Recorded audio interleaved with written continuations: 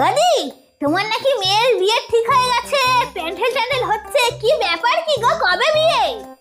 হ্যাঁ, ওই মেয়ের বিয়ে ঠিক হলো তো, এই তো 2 দিন পর বিয়ে। দেখ না কত কাজ, আমার আর ভালো লাগে না। ও ভালো ভালো।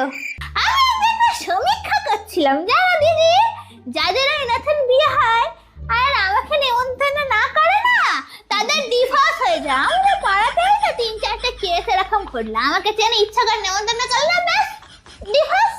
বাবা রে, কিছু বলাই হয়নি। আর বলছি শোনো না মালতী, তোমাকে বলতে আমি যেতাম, এত কাজের মধ্যে না আমি ফেঁসে গেছি, সে মনেই নেই আমার। বলছি আর তাহলে বাড়ি গিয়ে বললাম না, এখন বলে দিই। আর আমার মেয়ের বিয়ে তো অবশ্যই এসো কিন্তু। হ্যাঁ ঠিক আছে, সে দেখাবো। আমার কাছে সেরকম ভালো শাড়ি নেই যেটা পরে বিয়ে বাড়িতে যাবো। এ বাবা, যদি শাড়ি না থাকে আমি এক্ষুনি আলমারি থেকে বের করে দিচ্ছি, তুমি নিয়ে যাও। আচ্ছা আচ্ছা, দাও তাহলে।